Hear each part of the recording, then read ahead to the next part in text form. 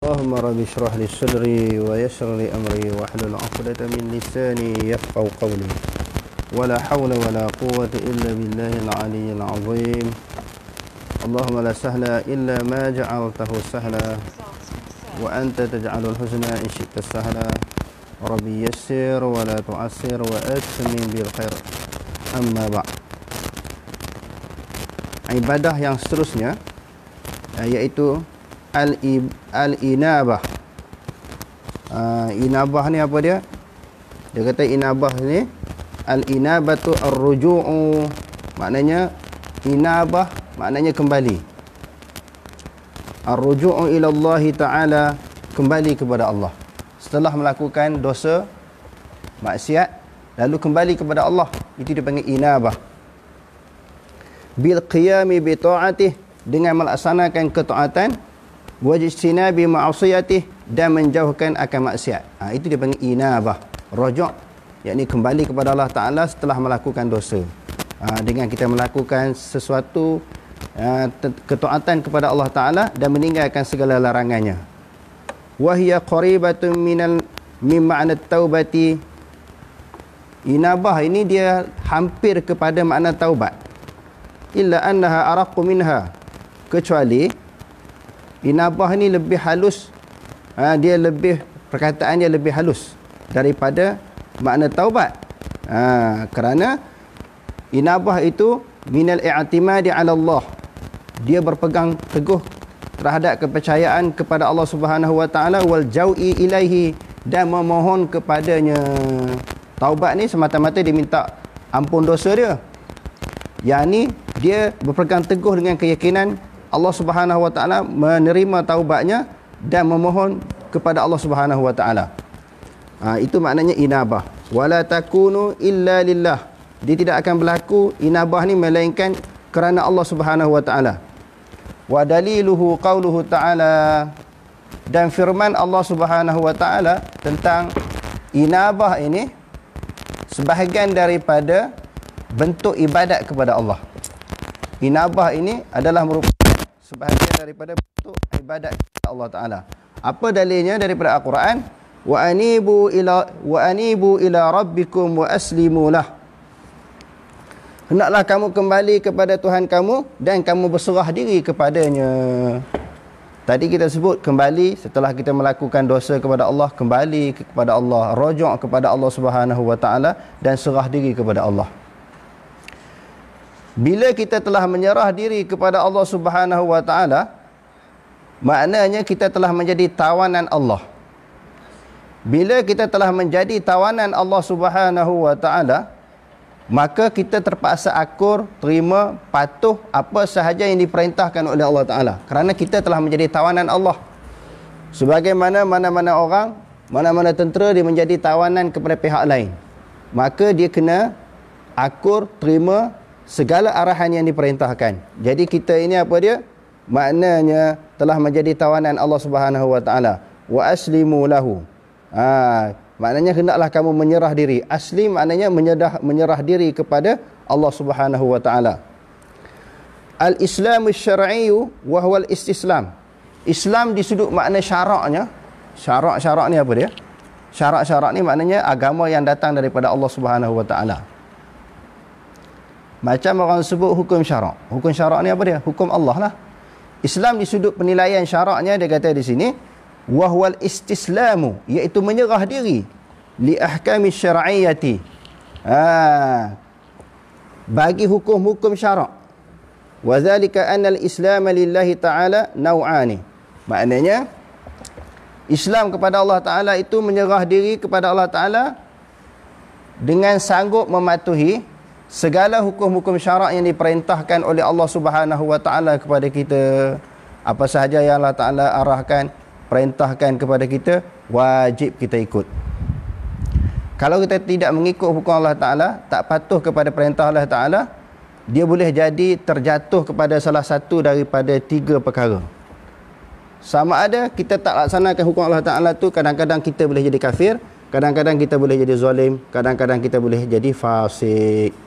Kerana Allah Subhanahu wa taala sebut dalam Al-Quran, "Wa man lam yahkum bima anzalallah fa ulaika humul kafirun." wa man lam yahkum bima anzalallah fa ulaika humul zalimun wa man lam yahkum bima anzalallah fa ulaika humul fasiqun. Barang siapa yang tidak berhukum dengan hukum Allah, maka mereka itu adalah orang-orang kafir. Bila dia tak laksanakan hukum Allah, dia menafikan. Dia menafikan hukum itu daripada Allah Ta'ala, ataupun dia mempersendakan hukum Allah Ta'ala. Dahlah dia tak buat, dia nafikan itu hukum, dan dia mempersendakan hukum Allah Subhanahu Wa Ta'ala. Maka dia boleh jadi kafir. Dan zalim dan juga fasik di sini ulama mentafsirkan, dia tahu hukum Allah Subhanahu Wa Ta'ala itu diperintahkan kepada dia. Dia tak buat itu kerana dia malas, bukan kerana melawan, bukan kerana menolak, bukan kerana menentang. Mungkin dia hawa nafsu dapat menguasai dia, ataupun syaitan dapat menguasai dia, sehingga dia tak terlaksana, tak terbuat hukum Allah Subhanahu Wa Ta'ala. Dia boleh jadi zalim dan juga fasik. Maka tak boleh lari daripada 3 hukum. Jadi hukum syarak ini mesti dilaksanakan. Mesti kita akur, kerana kita telah menjadi tawanan-tawanan Allah Subhanahu Wa Ta'ala dengan makna al-istislam. Islam dengan makna menyerah diri kepada Allah Ta'ala. Dan Islam itu pula terbahagi kepada 2. Annal islama lillahi ta'ala naw'ani. Dia kata di sini, Islam kepada Allah Ta'ala, yakni penyerahan diri kepada Allah Subhanahu Wa Ta'ala, terbahagi kepada 2 bahagian. Islam itu penyerahan diri kepada Allah Ta'ala pula terbahagi kepada 2 perkara. Yang pertama, al-awwalu islamu qawdi. Dia panggil apa dah? Islamu qawniyin wa huwa al-istislamu li hukmatil kauni wa hadha 'amun.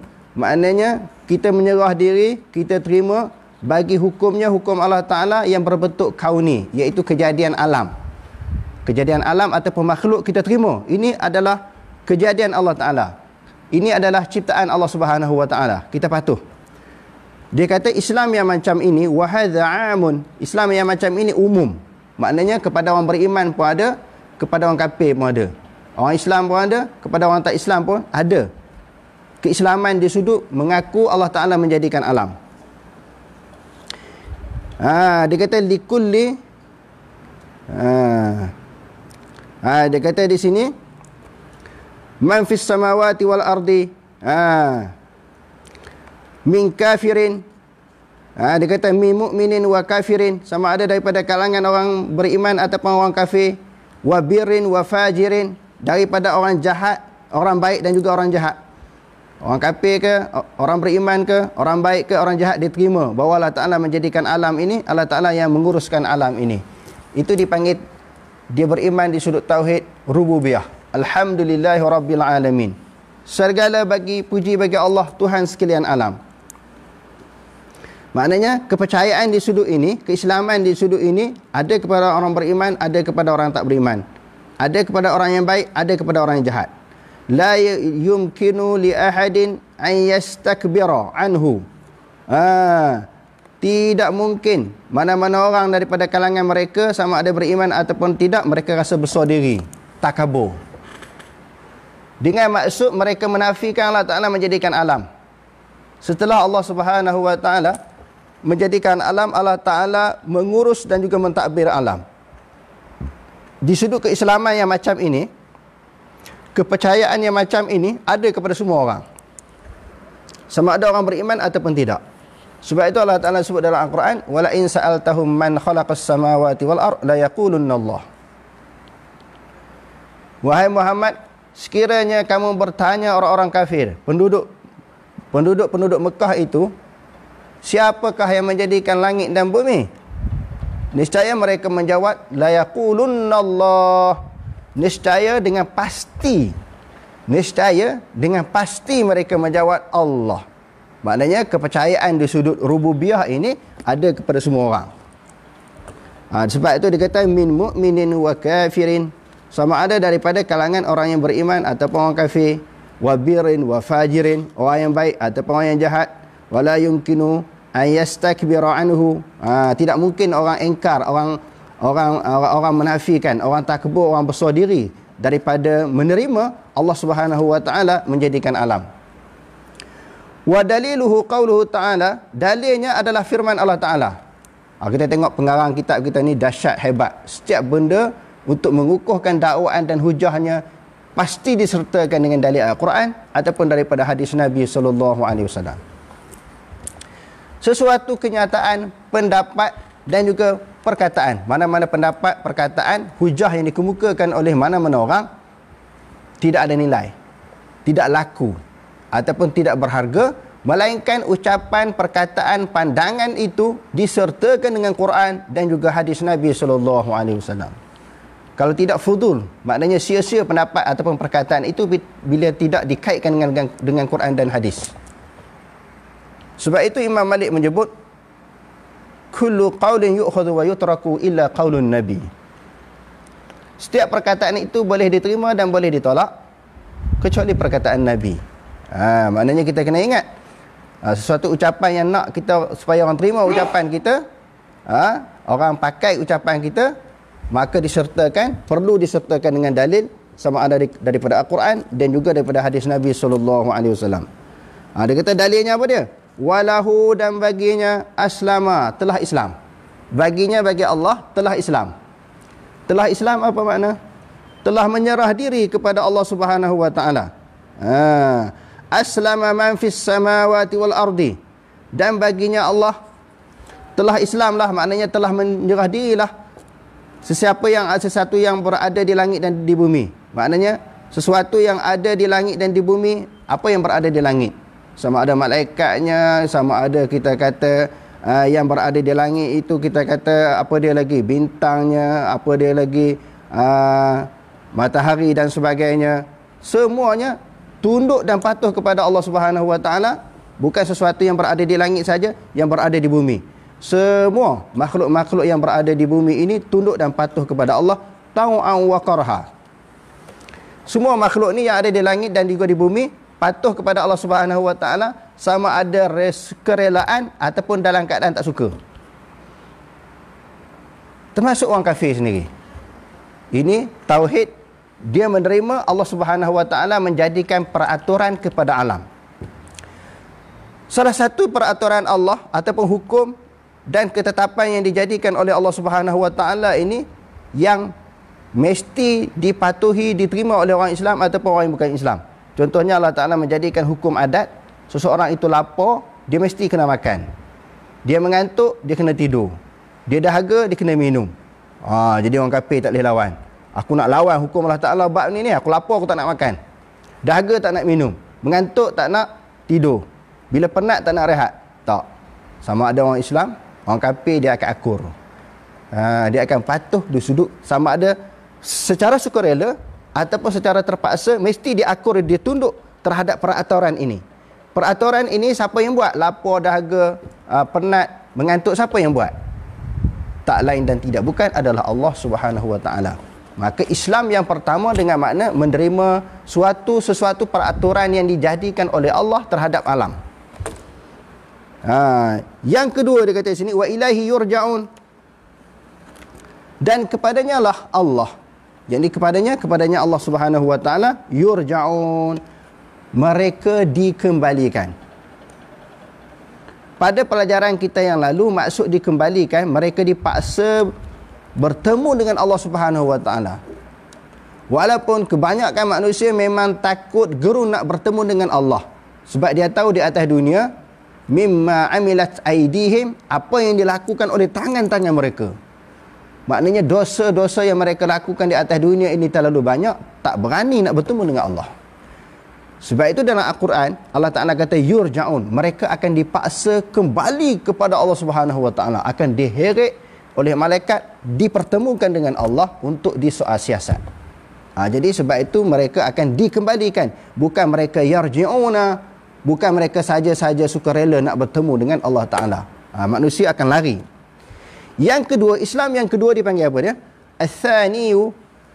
Makna Islam yang kedua, penyerahan diri yang kedua ini, Islamu syar'iyyin, Islam di sudut syarak.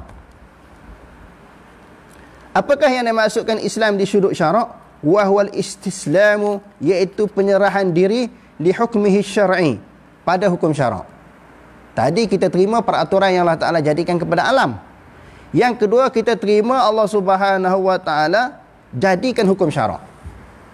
Hukum syarak ni sama ada berkaitan dengan wajib ke, jadi Allah Ta'ala jadikan benda tu haram, hukum haram ke, harus ke, makruh ke, semua ini dipanggil hukum syarak. Hukum syarak ini juga wajib kita istislam. Apa maksud istislam? Kita serah diri untuk tunduk, untuk laksanakan, untuk amal kepada hukum-hukum yang diturunkan oleh Allah Subhanahu Wa Ta'ala. Wa hadza khasun biman qama bi ta'atih. Ini khusus bagi orang-orang yang taat kepadanya, minar rusuli, daripada rasul-rasul, wa itsma'ihim, dan juga pengikut-pengikut mereka bi ihsanin, dengan kebaikan. Maknanya rasul-rasul yang akan tunduk 100% kepada hukum syarak ini. Dengan maksud istislam kepada hukum syarak ini, menyerah diri kepada hukum syarak ini, mereka sanggup buat apa saja yang diperintahkan oleh Allah Subhanahu Wa Ta'ala, dan juga pengikut-pengikut mereka. Sebab itu para rasul ini dia tidak ada pertikaian, bangkang apa yang diperintahkan oleh Allah Ta'ala. Berat macam mana pun, sukar macam mana pun, payah macam mana pun, mesti mereka patuhi. Itu sifat sebagai seorang rasul. Wa daliluhu fil Quran. Adapun dalil di dalam Al-Quran itu katsirun, banyak sangat. Wa minhu hadhil ayah, wa minhu hadhil ayatul lati dzakaraha al-muallifu rahimahullahu taala. Jadi sebahagiannya di ayat tadilah yang menunjukkan ayat-ayat yang kita bacakan tadi, bahawa para rasul ini dia tunduk dan patuh kepada Allah Subhanahu Wa Taala tanpa pertikaian. Sebenarnya kita dah baca berbanyak ayat.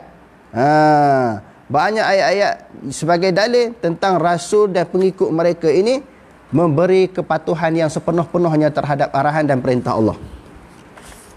Yang seterusnya, tadi kita baca inabah.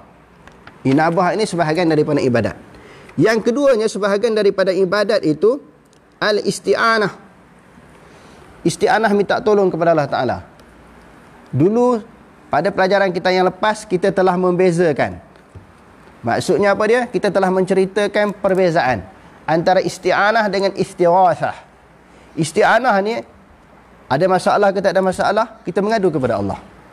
Adapun istighatsah, bila ada masalah, bila kita ditimpa musibah ataupun kecelakaan, masa itu kita berdoa kepada Allah. Itu pun juga dipanggil ibadah. Sama ada isti'anah ataupun istighatsah, kedua-dua ini adalah dikira di dalam agama, dinilai sebagai ibadah. Dalil isti'anah ini, iyyaka na'budu wa iyyaka nasta'in. Akan engkau kami sembah dan akan engkau kami sembah dan akan engkau kami minta pertolongan. Kita tengok dia kata akan engkau kami sembah dan akan engkau kami minta pertolongan. Maknanya penyembahan diri kepada Allah Subhanahu Wa Ta'ala itu adalah merupakan penyembahan diri secara mutlak. Apa maksud mutlak? Maknanya kita tidak melakukan penyembahan kepada Allah Ta'ala di dalam waktu yang sama kita menyembah Tuhan-Tuhan yang lain daripada Allah. Bila kita kata Allah Ta'ala layak disembah, Tuhan lain tak layak disembah. Tuhan, iaitu setiap benda yang disembah dipanggil Tuhan.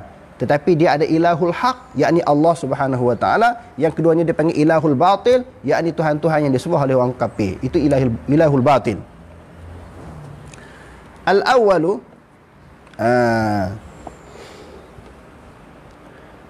al-isti'anatu billah, minta tolong kepada Allah Ta'ala, wahya, iaitu al-isti'anatu al-mutadamminatu likamali dhulli minal abdi li rabbih, iaitu isti'anah, minta tolong merangkumi kesempurnaan kehinaan seseorang hamba kepada Tuhan.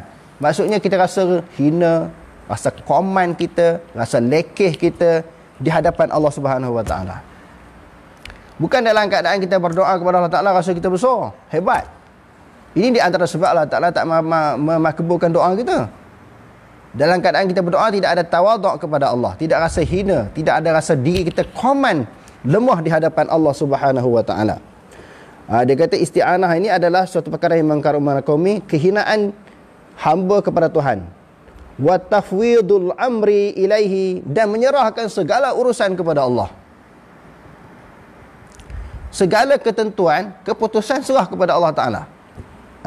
Itu juga termasuk di dalam isti'anah kepada Allah.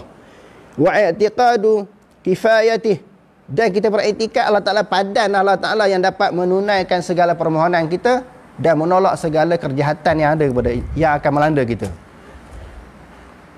Tak ada penyimpangan selain daripada kepercayaan kepada Allah. Apa maksud penyimpangan? Dirasa Allah Ta'ala pun boleh tolong, makhluk yang lain pun boleh tolong yang mempunyai kuasa sebagaimana Allah. Yang tu tak ada. Bahkan boleh membawa kepada syirik. Wa i'tiqadu kifayah wa i'tiqadu kifayatihi, maknanya mengiktikadkan memadai Allah Subhanahu wa taala yang dapat menolongnya. Wa hadhihi la takunu illa lillahi taala. Perkara ini tidak akan berlaku melainkan kerana Allah Subhanahu wa taala, ataupun bagi Allah Subhanahu wa taala sahaja yang dapat memberi pertolongan dan bantuan. Wa daliluhu qauluhu ta'ala, ayat yang kita bacakan tadi, iyyaka na'budu wa iyyaka nasta'in, akan engkau kami sembah dan akan engkau kami minta pertolongan. Al-ikhtisasu anna Allah ta'ala qaddama al-ma'mula. Dia kata khusus, mengapa Allah Subhanahu wa taala mendahulukan ma'mul, iyyaka, maknanya akan engkau kami sembah. Wa qa'adatul lughati allati nazala bihal Qur'anu anna taqdimu ma haqqahu at-ta'khiru yufidul hasri wal ikhtisas. Dia kata apa? Kaedah bahasa di dalam Al-Quran ini, sesuatu yang didahulukan sepatutnya ditakhirkan. Sesuatu yang didahulukan sepatutnya na'budu iyyaka. Sebab dia ada fa'il maf'ul dulu. Ini dia bagi datang maf'ul muqaddam dulu. Baru didatangkan fa'il dan fa'il. Sepatutnya macam kita kata daraba Zaidun Amran, telah memukul oleh Zaid akan Umar. Fa'il maf'ul. Ini tiba-tiba dia datangkan maf'ul muqaddam dulu. Jadi berdasarkan kepada kaedah bahasa, dia kata wa qa'idatul lati nazala bihal Qur'anu, yang telah menurunkan padanya Quran, anna taqdima ma haqqahu ta'khiru. Anna taqdima haqqahu ta'khiru yufidul hasri wal ikhtisasi. Nak menunjukkan, dia kata hasri. Hasri itu semata-mata kita kepung, maknanya semata-mata Allah Ta'ala kita sembah. Wal ikhtisasu, khusus bagi Allah Ta'ala penyembahan. Itu maksudnya. Sebab tu dia kata iyyaka. Lepas tu baru dia mari na'budu. Iyyaka wa iyyaka nasta'in. Sepatutnya nasta'inu iyyaka, kami minta tolong akan engkau. Ini dipanggil lil hasri, untuk kepung. Semata-mata sembah Allah. Dan juga khusus penyembahan kepada Allah Ta'ala, bukan yang lain. Wa ala hadha yakunu sarfu hadha an-naw'i li ghairi Allah Ta'ala syirkan wa mukhrajan 'anil millah. Dia kata kalau kita palingkan penyembahan dan juga permintaan selain daripada Allah Ta'ala, syirkan, dia adalah syirik dan terkeluar daripada millah. Ada sesuatu kesalahan yang dilakukan oleh seseorang, dia tidak keluar daripada millah. Keluar daripada millah ini apa dia? Iaitu keluar daripada agama Islam. Keluar daripada agama Islam. Macam orang buat maksiat, buat dosa, walaupun dosa besar, tetapi dia masih menganggap bahawa dosa yang dibuat itu adalah memang satu larangan Allah Ta'ala. Dia tidak menghalalkan perbuatan yang salah, maka dia berdosa. Tetapi perbuatan itu tidak kharaja minna millah, tidak keluar daripada agama Islam. Tetapi ada sesuatu perbuatan yang boleh mengeluarkan seseorang itu daripada agama Islam. Kharaja minna millah, keluar daripada agama Islam, iaitu berdoa selain daripada Allah, menyembah selain daripada Allah. Al-thaniyu, dan yang kedua, minta tolong yang pertama khusus kepada Allah Ta'ala. Minta tolong yang kedua pada isti'anah yang kedua, bil makhluk ala amrin yaqdiru alaihi. Kita minta tolong kepada makhluk yang sesuatu urusan yang dia mampu untuk menolongnya. Fahadha ala hasbil musta'an. Ini sekira-kira sesuai dengan pertolongan alaihi, atasnya. Fa in kanat ala birin fa huwa jaizatun. Kalau dia minta tolong sesuatu kebaikan, maka harus lil musta'in, bagi orang yang minta, masyru'atun lil muayyin lil ma'in. Maknanya lil ma'in, maknanya harus bagi orang yang meminta dan disyaratkan bagi orang yang tolong. Liqaulihi ta'ala, dengan firman Allah Ta'ala, wa ta'awanu 'alal birri wat taqwa. Okey, pertamanya minta tolong kepada Allah Ta'ala sesuatu yang berkaitan dengan urusan akhirat, urusan agama. Yang tu memang diperintahkan. Yang kedua, minta tolong kepada orang, sesuatu perkara yang manusia mampu tolong kita. Nak minta hutang duit ke, pinjam duit ke, dia mampu tolong. Benda itu harus bagi orang yang minta dan disyaratkan orang yang memberi itu memberi pertolongan. Sebab dalil Al-Quran apa dia? Wa ta'awanu 'alal birri wat taqwa. Menolonglah kamu di atas dasar kebaikan dan juga ketakwaan. Yang ni boleh kita minta tolong kepada orang. Wa in kana 'ala ithmin fahiya haramun. Kalau minta tolong terhadap sesuatu benda yang mendatangkan dosa, maka haram. Haram itu di atas orang yang minta dan juga haram di atas orang yang memberi. Kerana apa? Wala ta'awanu 'alal itsmi wal 'udwan. Minta tolong, macam mana nak buat jahat, nak mencuri, macam mana kaedah dia? Orang tu kata senang nak mencuri ni, aku tolong bagi tangga kat kamu, nak panjat rumah orang. Minta tolong pun berdosa, hak bagi pertolongan pun berdosa. Itu kalau minta tolong di atas dasar dosa dan juga permusuhan. Wal 'udwan maknanya permusuhan.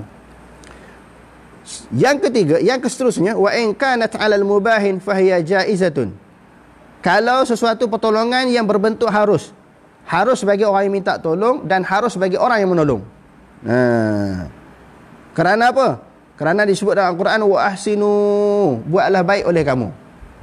Innallaha yuhibbul muhsinin. Sesungguhnya Allah Subhanahu wa taala sangat-sangat suka kepada orang yang melakukan kebaikan. Okey, isti'anah yang ketiga. Minta tolong yang ketiga ini, bahagian yang ketiga ini, al-isti'anatu bi makhluqin hayyin hadirin ghairi qadirin fahadhihi laghwun. Dia kata di sini iaitu minta tolong kepada makhluk yang hadir dalam keadaan dia tak mampu. Ini sia-sia. Tolonglah tolong kamu buat kepada aku sesuatu kerja ni yang dia sendiri pun tak mampu. Ataupun tolong angkat suatu benda ni yang berat, dia sendiri pun tak mampu nak mengangkat benda yang berat. Ini minta tolong di sudut dikata lara, sia-sia. Maka orang tu tak boleh nak tolong dia. Okey, dia kata mislu an yasta'ina bi syakhsin dha'ifin ala hamli syai'in thaqilin. Dia buat contoh di sini, sebagaimana kita minta seseorang supaya mengangkat sesuatu benda yang berat, dia sendiri pun tak mampu. Maknanya minta tolong yang macam ini, kategori dia minta tolong yang jenis larwun, adalah lara, sia-sia, tak dapat faedah. Yang seterusnya hadirin sekalian, ar-rabi'u, tadi kita sebut apa dia? Isti'anah. Yang seterusnya, dia kata minta tolong yang keduanya tadi. Yang keempat, bahagian yang keempat minta tolong dia macam mana? Isti'anah bil amwat. Minta tolong kepada orang yang mati supaya tolong dia. Ada tak orang buat macam tu? Itu yang dia panggil kuburiyun. Apa dia kuburiyun? Penyembah-penyembah kubur. Berdoa minta kepada penghuni kubur. Bukan berdoa di kubur. Berdoa di kubur harus. Berdoa minta tolong kepada penghuni kubur. Maknanya kepada orang yang mati. Ini yang dimaksudkan dari yang keempat ini, al-isti'anati bil amwati mutlaqan au bil ahya'i ala amrin ghaibin. Ataupun minta tolong kepada orang yang hidup tetapi benda yang gaib, benda yang dia tak mampu nak tolong. Dia pun tak ada di depan kita.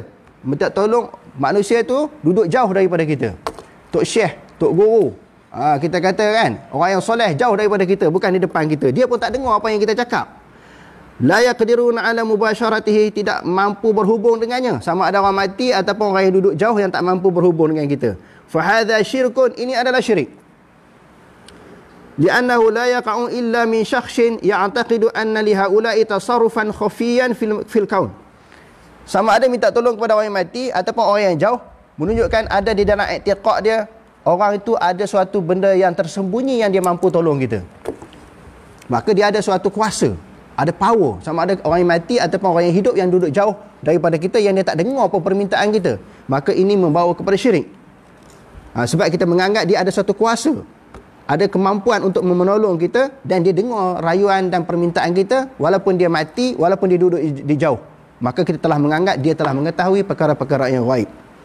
Yang kelima, al-khamisu al-isti'anatu bil a'mal wal ahwal al-mahbubah ila Allah Ta'ala. Minta tolong dengan amalan-amalan, perbuatan-perbuatan, perkara-perkara yang dikasihi oleh Allah Ta'ala. Wa hadhihi masyru'atun, dan ini adalah disyarakkan. Bi amrillahi Ta'ala. Dengan perintah Allah Ta'ala, ista'inu bis sabri was salah. Minta tolonglah kamu dengan sabar dan sembahyang. Contohnya apa dia? Contohnya kita nak melakukan sesuatu perkara yang berkaitan dengan ibadat. Orang yang sakit tak boleh sembahyang dalam keadaan dia berdiri. Dia nak kena sembahyang duduk. Duduk pula dia tak boleh nak duduk bersila. Dia tak boleh nak duduk macam biasa. Dia nak kena duduk atas kerusi.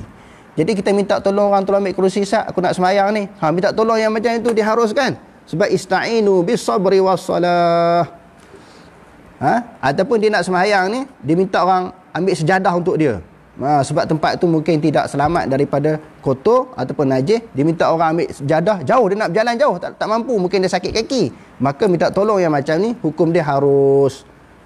Minta tolong yang sesuatu pertolongan yang orang mampu buat. Jadi itulah beberapa pembahagian isti'anah terbahagi kepada 5 perkara. Ada yang diharamkan ataupun ditegah, dan ada yang diharuskan.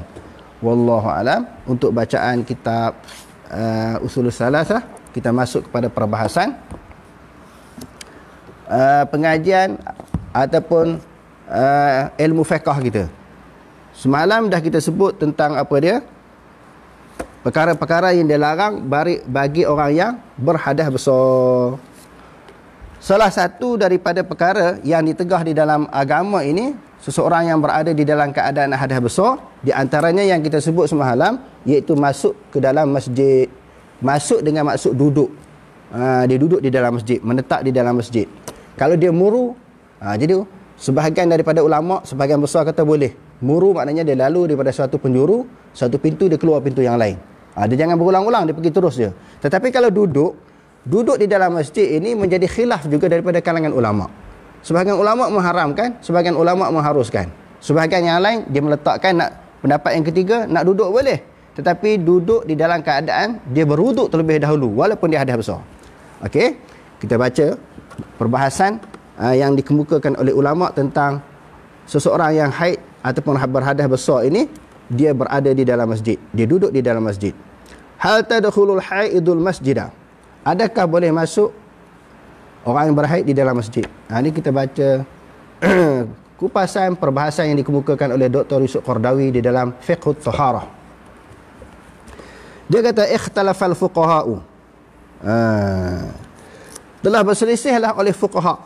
Fuqaha ni apa dia? Ulama-ulama fiqh. Fi jawazid dukhulil haidi al masjidah, pada keharusan masuk oleh orang yang haid ke dalam masjid, li ghairis salah, selain daripada sembahyang. Kalau sembahyang orang haid dan hadas besar ni, sepakat ulama kata haram. Kalau sembahyang orang hadas besar tak boleh, sepakat ulama. Tetapi kalau masuk saja dalam masjid, apa hukum? Fa aktsaruhum yamna'unaha min dukhulil masjid, kebanyakan mereka iaitu fuqaha, ulama-ulama fiqh, melarang, menegah mereka. Kama yamna'unal junuba illa abiras sabil.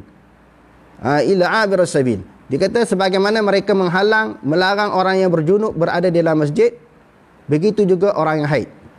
Wa katsirun mimma sa'alatni al-ikhwatun muslimatun, dan kebanyakannya dia kata orang muslimat, orang perempuan tanya aku, dia kata. Siapa kata di sini? Yakni Yusuf Qardawi kata, banyak orang perempuan tanya aku dalam isu, boleh tak orang perempuan yang haid duduk di dalam masjid? Yuridna syuhuda ba'dil muhadarati wad durusi fil masajid, yang mereka berkehendak menghadiri ceramah-ceramah dan juga pelajaran kuliah-kuliah dalam masjid. Boleh tak mereka berada di dalam masjid dalam keadaan mereka haid? Banyak orang perempuan tanya aku, Dr. Yusuf Qardawi kata. Fakuntu aftihim bil man'i, aku memberi fatwa kepada mereka tak boleh, dengan larangan. Dr. Yusuf Qardawi kata, aku memberi fatwa kepada mereka, memberi pandangan kepada mereka, tak boleh duduk dalam masjid. Walaupun nak mengaji ke, nak menghadiri ceramah ke, tak boleh. Sebab apa dia kata tak boleh? Amalan biqauli jumhuril fuqaha'i, kerana beramal dengan pendapat jumhur ulama-ulama fiqh.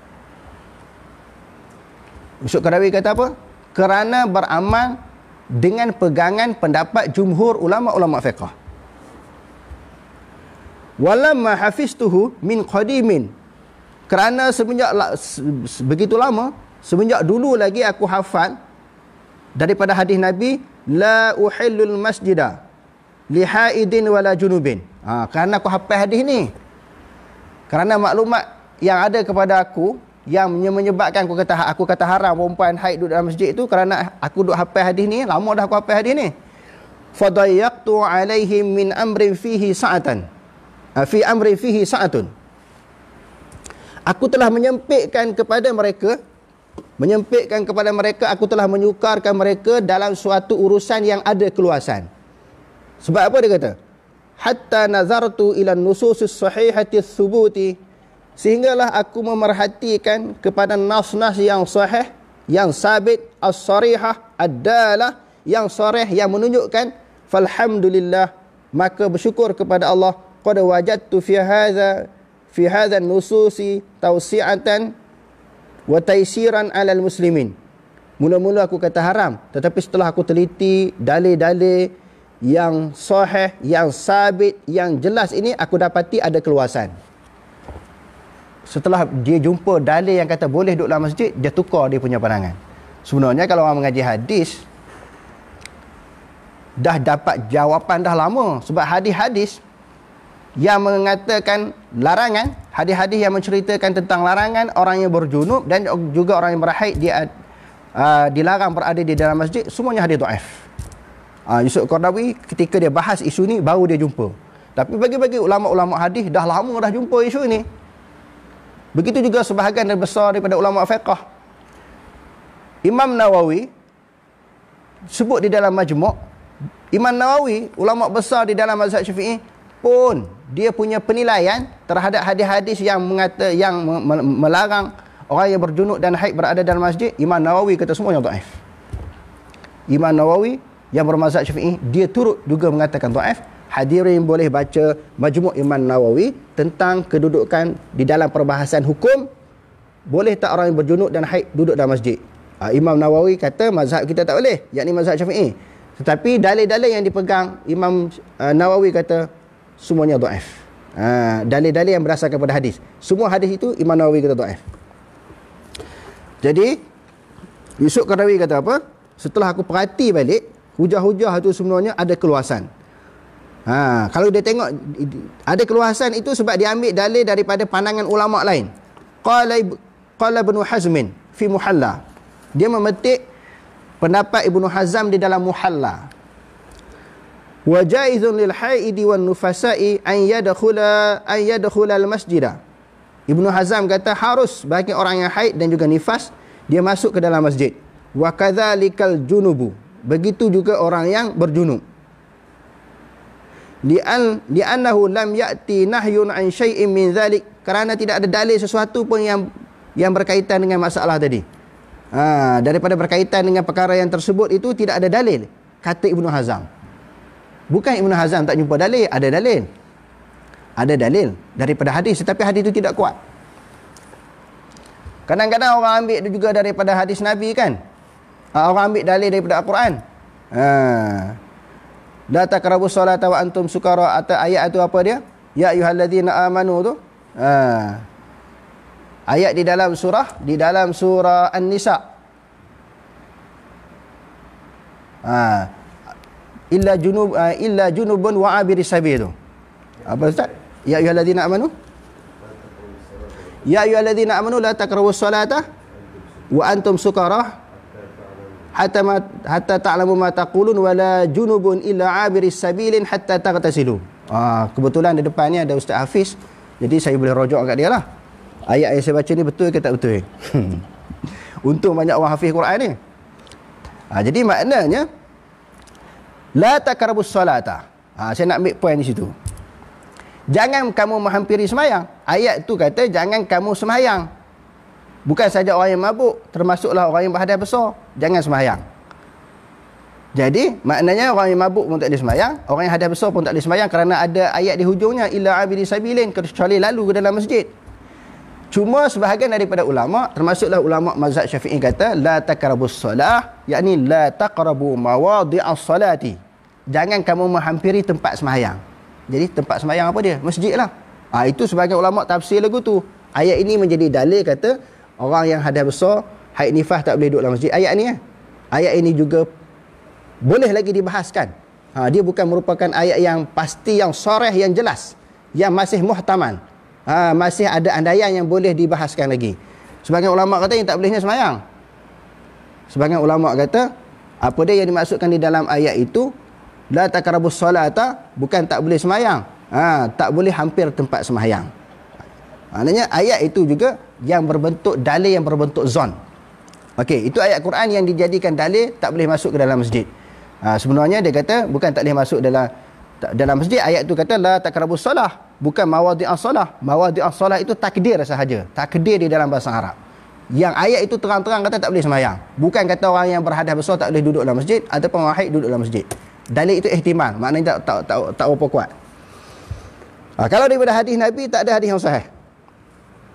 Jadi Yusuf Qaradawi kata, diambil daripada pendapat Ibnu Hazm ni tadi, maka Ibnu Hazm kata harus orang yang berhaid dan juga nifas duduk di dalam masjid, li'annahu lam ya'ti nahyun an syai'in min dhalik, kerana tidak ada larangan, tegahan daripada yang demikian itu. Wa qad qala Rasulullah sallallahu alaihi wasallam, kerana Ibnu Hazm bawa mari dalil, sesungguhnya Rasulullah sallallahu alaihi wasallam bersabda, innal mu'mina la yanjus, orang yang beriman dia tidak najis. Bila tidak najis boleh masuk dalam masjid dan boleh duduk dalam masjid. Itu Ibnu Hazm kata lagu tu. Okey, apakah dalil lagi yang diambil oleh Ibnu Hazm yang kata orang yang haid, nifas dan juga orang yang berjunub boleh duduk dalam masjid? Dia kata wa qad kana ahlus sufati wa qad kana ahlus sufati yabituna fil masjid bi hadrati Rasulillah sallallahu alaihi wasallam. Kerana ahlus sufah mereka tidur di masjid Nabi, berhadapan dengan Nabi, di sisi Nabi. Ahlus sufah yang lebih kurang bilangan mereka 80 orang kan. Yang Allah Ta'ala sebut gambarannya di dalam Al-Quran, ayat yang kita selalu baca itu. Maka gambarannya Ahlus Sufah ini memang dia duduk dalam masjid, tidur di hadapan Nabi. Yang tidur di hadapan Nabi maknanya tidur di dalam keadaan Nabi mengetahui, menyadari mereka berada di dalam masjid. Wahum jama'atun katsiratun, mereka adalah merupakan satu kumpulan yang ramai. Sebahagian ulama kata mereka lebih kurang 80 orang. 80 orang tidur dalam masjid. Orang yang susah, miskin, termasuklah Abu Hurairah, duduk dalam masjid. Wala syakka anna fihim min muhtalimin. Tidak syak lagi sebahagian mereka ini berjunub, mimpi keluar air mani. Itu biasalah orang muda bila dia tidur dia mimpi keluar air mani. Ini hujah Ibnu Hazm. Famanuhu qattun an zalik, dan mereka tidak ditegah daripada yang demikian itu. Tegah bukan kata duduk dalam masjid, bahkan tidur dalam masjid. Tidur dalam masjid.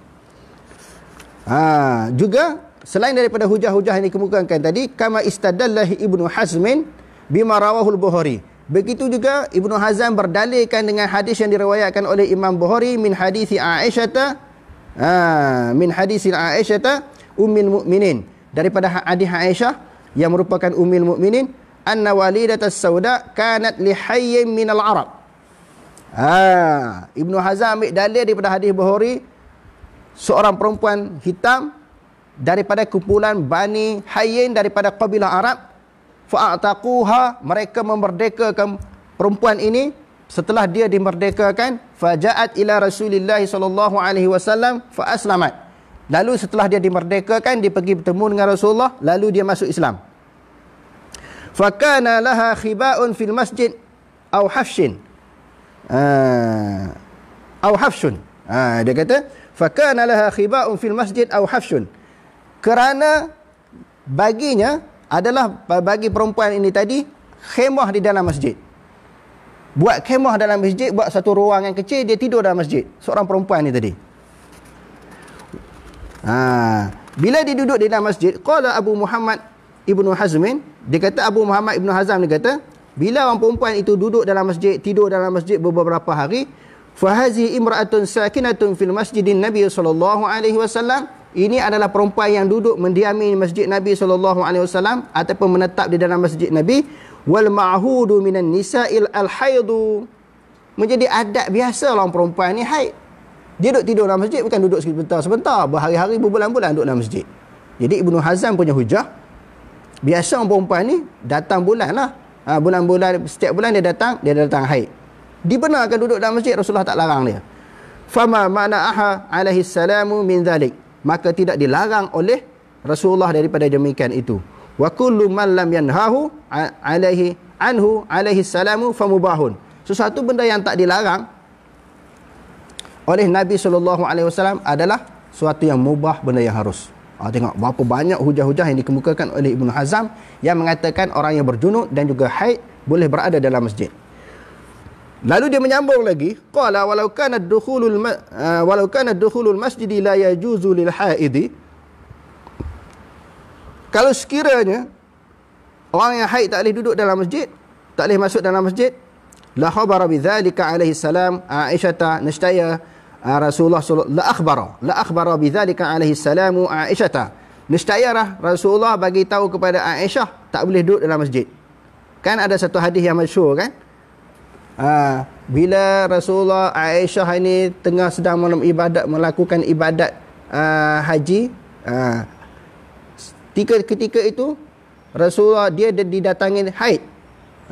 Rasulullah kata if'ali kama yaf'alul hajj illa an tatufi bil bait. Bila Aisyah datang haid, Rasulullah kata buat apa sahaja yang dilakukan oleh orang yang melakukan haji, melainkan tawaf di Baitullah. Hadis ini Rasulullah larang Aisyah hanya tawaf. Duduk dalam masjid Rasulullah tak larang. Dan biasanya dibahaskan oleh Ibnu Hazm juga, orang yang pergi menunaikan haji dia baca Quran, dia sentuh Quran, biasalah orang menunaikan haji. Lalu dia kata buat sebagaimana yang dilakukan oleh jemaah haji yang lain, cuma yang kamu tak boleh buat tawaf saja. Baca Quran tak dilarang, duduk dalam masjid tak dilarang. Ini sebahagian hujah-hujah yang dikemukakan oleh ulama yang kata harus orang perempuan yang haid ataupun seseorang yang berhadas besar berada dalam masjid. Ala kulli hal, terpulang kepada antum dan anda semua nak pegang pendapat yang macam mana. Pendapat yang pertama kata haram, pendapat yang kedua kata harus, pendapat yang ketiga kata nak duduk dalam masjid bagi orang yang hadas besar kena ambil semayang dulu, lepas ambil semayang boleh duduk dalam masjid. Terpulang nak pegang kepada mana pada pendapat yang tiga yang diketengahkan tadi. Wallahu alam, aqulu qali hadza wastaghfirullahal azim li wa lakum. Wassalamu alaikum warahmatullahi taala wabarakatuh.